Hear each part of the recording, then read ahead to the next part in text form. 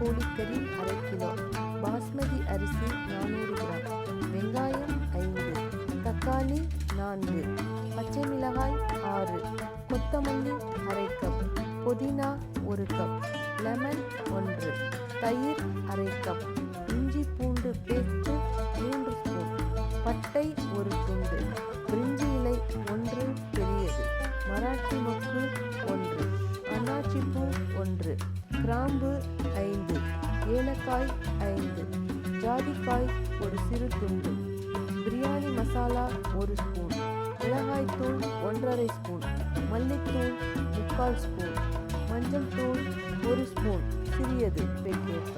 வாங்க இப்போ நாட்டுக்கோழி பிரியாணி எப்படி செய்ய. ஒரு பாத்திரத்தில் பாஸ்மதி ரைஸை எடுத்து அதை அரிசி உடைஞ்சிடாமல் தண்ணி விட்டு தண்ணி வைக்கணும்னு பார்த்தா 1 டம்ளர் அரிசி எடுத்தோம்னா அதுக்கு 1.5 டம்ளருக்கும் கொஞ்சம் கம்மியாகவே தண்ணி வச்சுக்கலாம்.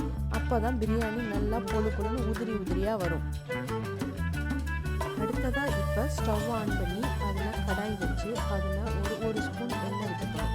எண்ணெய் நல்லா சூடானதுக்கப்புறம் அதில் நம்ம எடுத்து வச்சுருக்க மெஷர்மெண்ட் அளவுலேருந்து 1/2 ஸ்பூன் இஞ்சி பூண்டு பேஸ்ட் எடுத்து சேர்க்கணும். அப்புறம் அதில் 1/4 ஸ்பூன் கரம் மசாலா சேர்க்கணும். ரெண்டையும் எண்ணெயில் நல்லா கலந்து விட்டதுக்கப்புறம் நம்ம க்ளீன் பண்ணி எடுத்து வச்சுருக்கிற சிக்கன் பீசஸை அதில் சேர்த்துடணும். சிக்கன் பீசஸை சேர்த்து கலந்து விட்டதுக்கப்புறம் அதில் சிறிதளவு புதினா, மல்லித்தலை, மஞ்சத்தூள் சேர்த்து 2 பெரட்டு நல்லா பெரட்டிட்டு அதில் நம்ம மீதம் இருக்கிற தண்ணி 1/2 டம்ளர் தண்ணியை அதில் சேர்த்து வேக விட்டுடணும். மூடி போட்டு ஒரு 10 நிமிஷம் மிதமான தீயில் இது வேகணும். இந்த ப்ராசஸ் நாட்டுக்கோழிங்கிறதுனால இந்த மாதிரி நம்ம பண்ணுறோம். நாட்டுலர் கோழின்னா இந்த மாதிரி நம்ம பண்ணுறதுக்கான அவசியம் இருக்காது. 5 நிமிஷம் மிதமான தீயில் வெந்ததுக்கப்புறம் நம்ம இந்த சிக்கனுக்கு தேவையான அளவு உப்பு சேர்த்து நம்ம திரும்ப மூடி வேக விட்டுடணும். இப்போ நம்ம கொடுத்துருக்க மெஷர்மெண்ட் வெங்காயத்துலேருந்து 2 எடுத்து அதை நீல வாக்கில் நெய்ஸாக கட் பண்ணி வச்சுக்கணும். ஸ்டவ் ஆன் பண்ணி இன்னொரு கடாயை வச்சு அதில் 1 ஸ்பூன் எண்ணெய் 1 ஸ்பூன் நெய் விட்டு அது நல்லா சூடானதுக்கப்புறம் நம்ம கட் பண்ணி வச்சுருக்க வெங்காயத்தை அதில் சேர்த்து அதுக்கு 1 பிஞ்ச் அளவு சால்ட்டு விட்டு அதை நல்லா பொரிய விடணும். அது நல்லா பொன்னிறமாக பொரிஞ்சு வந்ததுக்கப்புறம் எடுத்து வச்சுக்கணும்.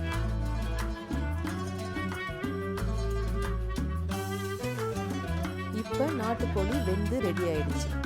அடுத்ததாக நம்ம உலக்கு எடுத்து அதில் நம்ம கொடுத்துருக்கிற மெஷர்மெண்ட்டில் இருக்கிற ஜாதிக்காய், ஏலக்காய், மராட்டி மொக்கு 3ஐயும் சேர்த்து நல்லா பொடி பண்ணி எடுத்து வச்சுக்கணும். இந்த சின்ன சின்ன வேலைங்கள்லாம் முடித்ததுக்கப்புறம் ஸ்டவ் ஆன் பண்ணி வாய் அகலமான கனமான குக்கர் எடுத்து வைக்கணும். குக்கர் நல்லா சூடானதுக்கப்புறம் 2 ஸ்பூன் நெய் விட்டு அதில் தேவையான அளவு எண்ணெய் சேர்த்து நல்லா காய விடணும். எண்ணெய் நல்லா காஞ்சதுக்கப்புறம் அதில் நம்ம கொடுத்துருக்கிற அளவு அன்னாசிப்பூ, பட்டை, பிரிஞ்சி இலை, கருஞ்சீரகம், கிராம்பு சேர்த்து நல்லா பொரிய விடணும். இது பொரிஞ்சதுக்கப்புறம் இதில் நம்ம கட் பண்ணி வச்சுருக்கிற பச்சை மிளகாயை சேர்த்துக்கணும். பச்சை மிளகாய் பொரிஞ்சதுக்கப்புறம் அதில் நம்ம மீதம் இருக்கிற வெங்காயத்தை கட் பண்ணி சேர்த்துக்கணும். வெங்காயத்தை கட் பண்ணி சேர்த்து மிதமான தீயில் வச்சு பொன்னிறமாக வர்ற வரையும் நல்லா கலந்து விடணும்.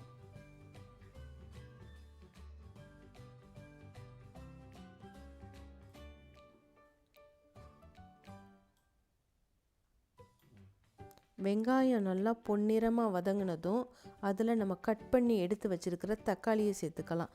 தக்காளியை சேர்த்தும் நல்லா மிதமான தீயிலேயே கலந்து விடணும். தக்காளி நல்லா வதங்கினதுக்கப்புறம் அதில் நம்ம கொடுத்துருக்கிற அளவுலேருந்து பாதி அளவு புதினா, மல்லித்தலை சேர்த்து கலந்து விடணும். இந்த கலவைங்க எல்லாமே நல்லா ஒரு பைண்டிங்காக மிக்ஸ் ஆனதுக்கப்புறம் இதில் நம்ம மீதம் இருக்கிற இஞ்சி பூண்டு பேஸ்ட்டை சேர்த்து நல்லா கலந்து விடணும். இது எல்லாம் ஒன்றோட ஒன்று மிக்ஸ் ஆகி எண்ணெய் பிரிஞ்சு வரும்போது அதில் நம்ம கொடுத்துள்ள அளவு மிளகாத்தூள், தனியாத்தூள், பிரியாணி மசாலா பவுடர், நான் தயார் பண்ண பவுடர் தான் யூஸ் பண்ணியிருக்கிறேன். உங்களுக்கு பிரியாணி மசாலா பவுடர் எப்படி தயார் பண்ணணும்னு தேவைன்னா டிஸ்கிரிப்ஷனில் லிங்க் கொடுத்துருக்கேன், பார்த்துக்கங்க. பிரியாணி மசாலா பவுடர் சேர்த்து இந்த கலவையில் நல்லா கலந்து விடணும். மிதமான தீயில் தான் இருக்கணும். இப்போ இது எண்ணெய் பிரிஞ்சு வர்ற வரையும் நம்ம வெயிட் பண்ணணும்.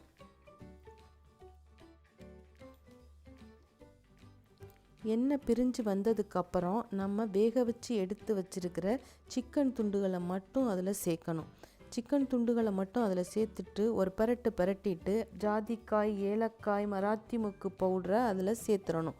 சேர்த்து நல்லா ஒரு பரட்டிட்டு அதில் நம்ம கொடுத்துருக்கிற அளவு மெஷர்மெண்ட்டில் இருக்கிற தயிரை எடுத்து அதில் சேர்த்துடணும்.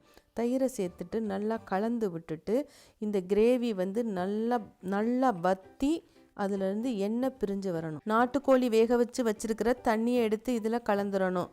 அப்புறம் நம்ம பாஸ்மதி ரைஸ் ஊற வச்சுருக்கிறதுல அரிசியை வடிகட்டி வச்சுட்டு மீதம் இருக்க தண்ணியையும் இதில் சேர்த்துடணும். தண்ணி அளவு கரெக்டான பதத்துக்கு இருக்கணும். அதனால் நம்ம வேறு எந்த தண்ணியும் எக்ஸ்ட்ரா சேர்க்கக்கூடாது.